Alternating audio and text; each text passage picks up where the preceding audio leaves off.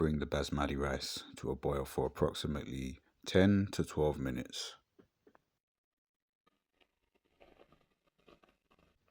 This is the consistency I typically go for before rinsing and straining.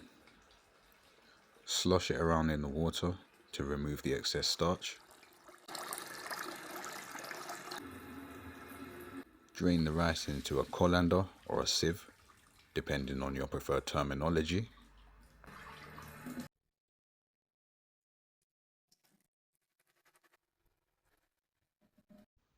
Let's get both of our pots ready for the next phase. I like to cook at a level 6, or you could call it a medium high heat. So this part is purely optional, but I do like to use the liquid from my favorite gherkin brand. It provides a nice savoury kick. Now of course I don't use too much because it is quite salty. Here we're adding in black pepper and turmeric. That helps for absorption of curcumin. A touch of oil, and of course the oil for the chickpea dish. Now that the mixture's boiling, we'll give it a good stir to incorporate the ingredients. Here come the mushrooms.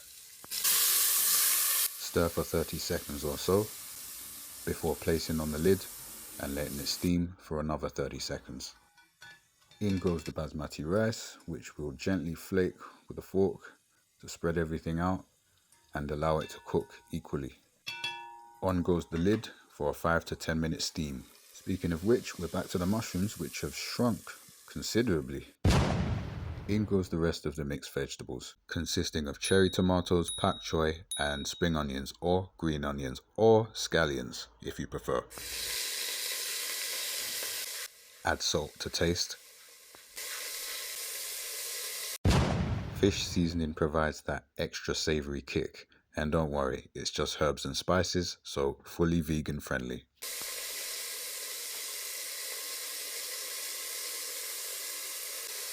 Ground cinnamon powder, smoked paprika powder, mild chili powder, purely optional, dried coriander leaves, oh yeah, and last but not least, mild madras curry powder, the star of the show. Stir everything together before adding the chickpeas.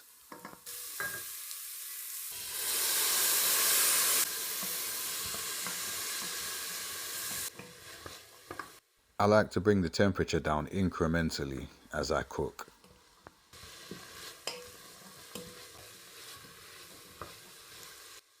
The aromas were amazing, so I will be making this dish again.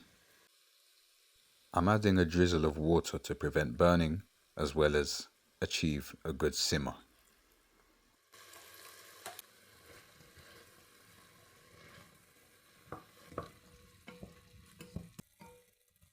One final stir before placing the lid on and letting it slowly cook for a few more minutes.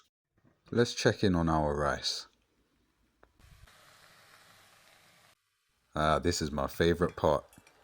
It's like turning over soil in a garden. Look at that two-tone. Beautiful.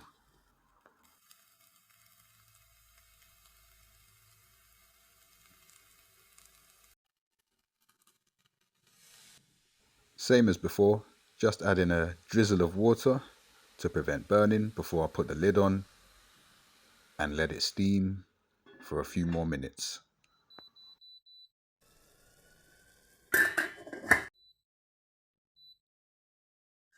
And here it is, the final product. To be fair, I probably should have cooked a larger quantity, especially because I was using a pot of this size, but it's likely I was on a budget at the time. No worries. It was still an enjoyable experience, 100%. And that rice, ooh, oh my. If you enjoyed this video, don't forget to hit that subscribe button. That was hard to say over a straight face. But in all seriousness, like, subscribe, for more and stay tuned. Evergreen Eats out.